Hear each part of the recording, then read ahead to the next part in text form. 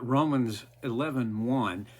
We've already plowed this ground, but I want to go back to it because I think the context is really important. And we're not talking about a whole bunch of different ideas. We're talking about ideas that stack on each other to make sense. So here we go. I'm sorry, not Hebrews 11. We're talking about Hebrews 12:1. Therefore, since we're surrounded by such a great cloud of witnesses, let us throw off everything that hinders and the sin that so easily entangles us. And let us run with perseverance the race marked out for us. I want to pause right there. No, I don't. Let's keep going and I'll come back. Let us run with perseverance the race marked out for us, fixing our eyes on Jesus, the pioneer and perfecter of faith. For the joy set before him, he endured the cross, scorning its shame, and sat down at the right hand of the throne of God. Consider him who endured such opposition from sinners, so that you will not grow weary and lose heart. What I wanted to go back to is this, the phrase, the sentence, let us run with perseverance the race marked out for us. I talked about perseverance. I don't think you could undersell it. And I talked a little bit about the race marked out before us, but I suppose there's room for many different opinions on what is that race. For me, it goes back to Romans 8, verse 29. You know, verse 28 is the most famous of that whole passage. And we know that in all things, God works for the good of those who love him, who've been called according to his purpose. And then he goes on, for those God foreknew, he also predestined to be conformed to the image of his Son, so that he might be the firstborn among many brothers and sisters. For those he foreknew, he knew ahead of time.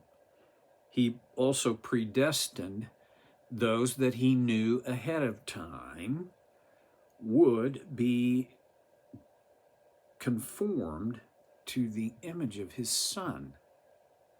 To me, that is the race marked out for us.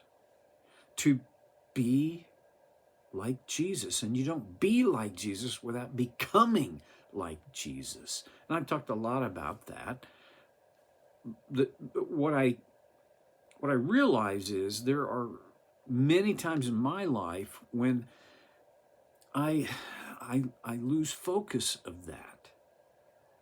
And if I lose focus of this, the race set before me,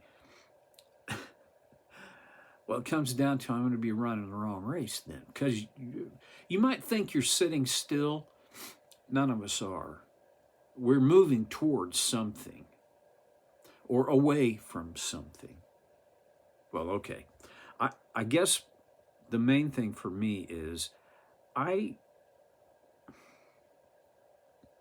just want to be running the race set before me to become and be like Jesus. This is a process, not an event. I get frustrated because I want it to be an event. I want someday to be able to go, I'm there. But it doesn't work that way.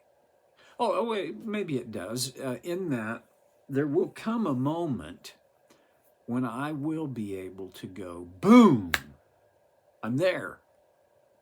And then that's, the moment after my death.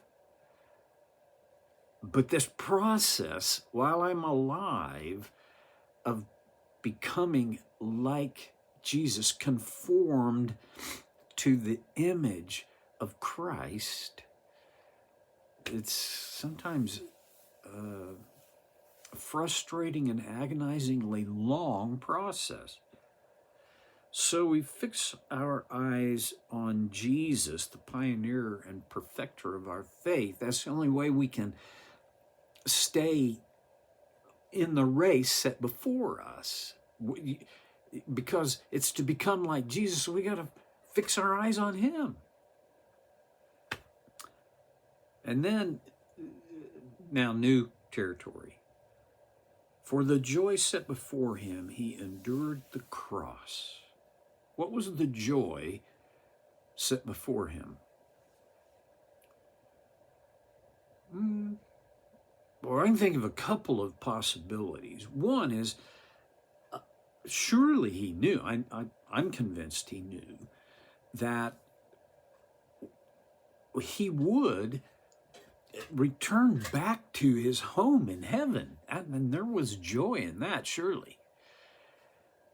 But I think the greater joy was knowing that enduring the cross, sorry, I've got a cat doing funny things that it shouldn't be doing. But anyway,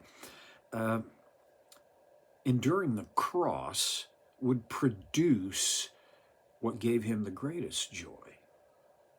You know what that was, don't you? That you and I could be saved. Our sins would be forgiven. And his grace would reach to us, reach out for us and draw us into this relationship. That gave him great joy. I think that gave him greater joy than he knew awaited him in heaven. The joy from that perspective, it was the joy of him knowing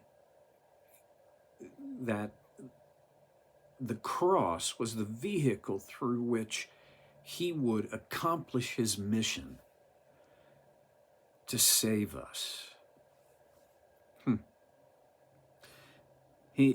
For the joy set before him, he endured the cross. I wonder if I'd love to be able to say, you know what? All of us will endure our own cross. But for the joy set before us, we can do that. Well, I do have this joy. And it's one of the same joys that I believe Jesus had, the joy of being in heaven, our final destination. And some days, and it's probably my immaturity, but on some days that doesn't seem like enough. Because the pain and discomfort and everything about the cross right now seems to overwhelm what my final destination is. I'm too short-sighted. I've tried to not be. It just doesn't go away. Okay, he scorned its shame, scorning its shame, which is to say, what? That's nothing. The shame, not the pain, the shame. Now, bear in mind, first of all, a crucifixion was a horrible way to die and a shameful way to die. And one of the things that the Romans were very good at was executing in a shameful way. And one of the ways they made the death on the cross even more shameful is, unlike any image that you've ever seen of Jesus on the cross, he wouldn't have been wearing a loincloth. He would have been fully naked, fully exposed to the world. That's shame. That would certainly, that to me would feel like shame, for crying out loud. He scorned it. Like, what? Wow. Maybe if I keep running the race set before me, which is to be conformed to the likeness of Jesus, and I fix my eyes on him, at some point, I'll be able to scorn the shame that I might experience. What? Come on, that's nothing. I'm not there yet. Then he goes on, and sat down at the right hand of the throne of God, which the most honored seat in all of any kingdom, was the seat at the right hand of the king. This was the most honored seat in heaven, at the right hand of God. Verse 3. Consider him who endured such opposition from sinners, so that you will not grow weary and lose heart. Consider him. Talked about this idea before. To consider something is far beyond the look and think and move on. No. To consider, this takes deep thought and time. I can't think of a time where I have accidentally thought deeply. Well, maybe there has been, I just don't remember it, but generally I can say this. Thinking deeply is a result of an intention and a decision, and we meant to think deeply. And thinking deeply is becoming a lost art. I think Plato would have said the same thing. But in our culture, we've got so much data coming at us 24/7. We don't have time to think deeply. We've got, if we're going to, see it, we got to, boom, I see it, I move on, I see it, I move on, I see it, I move, we don't have, and the other part of it is the general speed of our life really doesn't offer a chance to slow down and think deeply, because if we're going to think deeply, I think it requires that we slow down. So consider him who endured such opposition from sinners. Think about Jesus. Consider him. Think deeply about his life, his choices, his behaviors, his relationships. And then here's the reason why, so that you will not grow weary. I get weary and lose heart. When I lose heart, I'm done. By the grace of God, I have lost heart and then regained momentum. But it wasn't me doing that. It was the Spirit of God in me, his grace, that drew me on back into the race set before me.